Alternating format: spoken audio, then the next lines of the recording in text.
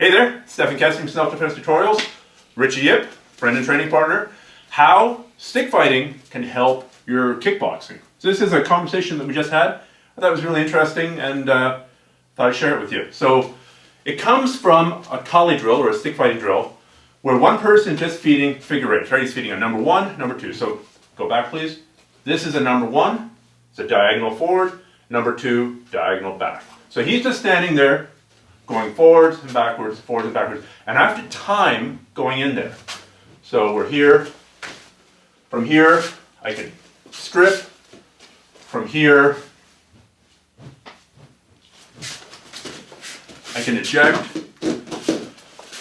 But the trick is, I'm not trying to react. I'm timing it off the number one. Come a little bit this way, please.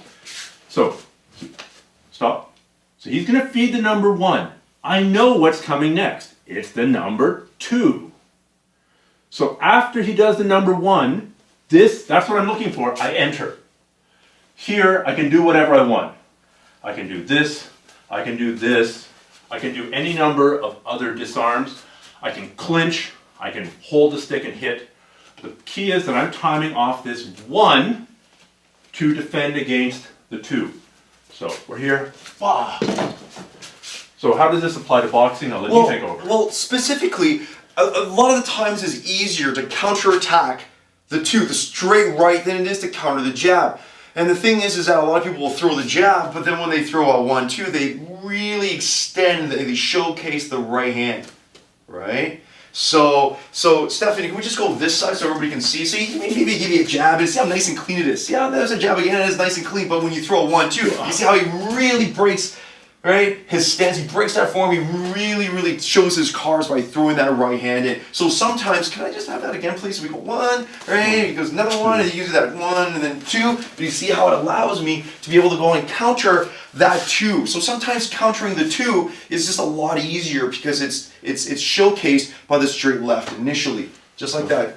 So that's more of a Kali Salat type finish. What about a kickboxing type finish? Well, my absolute favorite is that I just punch over top. So he goes 1, 1, 2. Do you see how from here I just punch right over top, right? I just parry his right hand, push it down a little bit, and I just punch. My favorite is that I just parry over top is one of my favorites. I just look at his arm like a lake.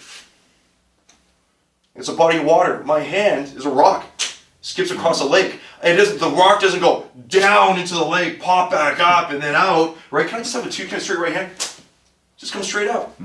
Right? So that's my favorite. Can I have that 1, 1, 2 again, please? 1, 1. You just walk right into it. Right? This takes us back to a Freddie Roach quote that I just put on one of my Instagrams anyway, which is that it's a lot easier to counter a technique when you know what's coming. Yeah. So usually after a jab, when the guy goes like this, you know what's coming. Right. And absolutely. And basically, Stefan is non-verbally telling me that he's about to throw his straight right because of the fact that he's drawing it back and loading it, right? So telegraphs or tells, right? They're like a secret language, right? When you're learning how to spar, when you're learning how to box and kickbox. Yeah, and it's just cool how it ties in. It's the exact same principle off the stick that we're applying with the hands. For sure, absolutely. Martial arts is one. It's one, absolutely. Awesome, man. Cool.